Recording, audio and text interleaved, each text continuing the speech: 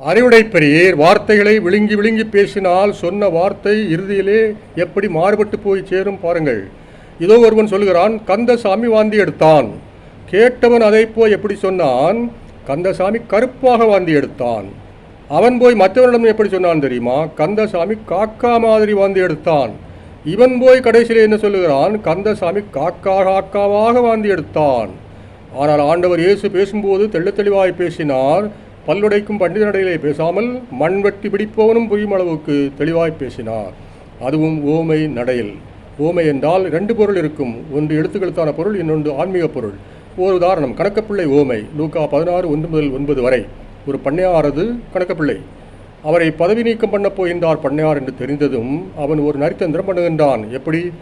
இப்பொழுதே நான் பண்ணையாரிடம் கடன்பட்டவர்களுக்கு ஒரு சலுகை செய்துவிட்டால் நான் வேலை இழந்த பிறகு அவரிடம் போய் ஒரு சலுகை பெற்றுக்கொள்ளலாம் என்று பண்ணையாரிடம் கடன்பட்டிருந்த ஒருவனை அழைக்கின்றான். எவ்வளவு கடன்பட்டிருக்கின்றாய் பண்ணையாருக்கு? 100 குடம் ஒலிவ எண்ணெய் என்கின்றான். உடனே உட்கார்ந்து 50 என்று எழுதிவிடு கடன்பத்திரத்திலே, ப்ராமிசரி நோட்டில் என்று. அடுத்தவனிடம் கேட்க அவன் 100 மூடை கோதுமை என்கின்றான். உடனே உட்கார்ந்து 80 என்று எழுதிவிடு என்கின்றான். இந்த திரைமுறை நாடகத்தை மோப்பம் பிடித்து விட்டார் பண்ணையார். உடனே கணக்குப்பிள்ளை கதையினாகும். மாட்டிக்கொண்டாரடி மயிலைக்காளை என்று நாம் நினைப்போம். ஆனால் நடந்தது வேறு. கணக்குப்பிள்ளையை பாராட்டுகின்றார் பண்ணையார். ஏன்? கள்ளக்கணக்கு எழுதியதற்காக அல்ல, பிழைக்க மதி தெரிந்ததற்காக. அப்படியானால் பிழைக்க எது வேண்டுமானாலும் செய்யலாமோ என்று நீங்கள் கேட்கலாம். நமது பதில், ஓமை என்றால் அதிலே ஆன்மீக பொருளும் இருக்குமென்றோ. அதிலே இங்கே ஆன்மீக பொருள் என்ன? இந்த உலக வாழ்க்கைக்கு இவ்வளவு மதிநுட்பம் தேவை என்றால் மறுகுல வாழ்க்கைக்கு எவ்வளவோ மதிநுட்பம் தேவைப்படுமே. ஆகவே இயேசு முடிக்கின்றார், இவ்வுலக செல்வத்தை கொண்டு எளியோருக்கு உதவி, அதன் மூலம் பரலோக நண்பர்களை சம்பாதித்து விடுங்கள்.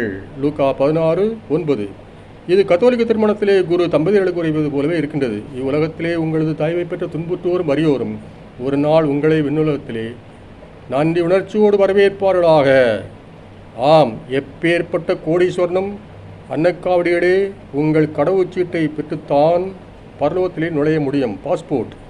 அம்பானி அதானிகளுக்கும் இதே கதிதான். ஆண்டவர் இயேசுவின் அமுத சுரபி தத்துவம் இதுவென்றோ.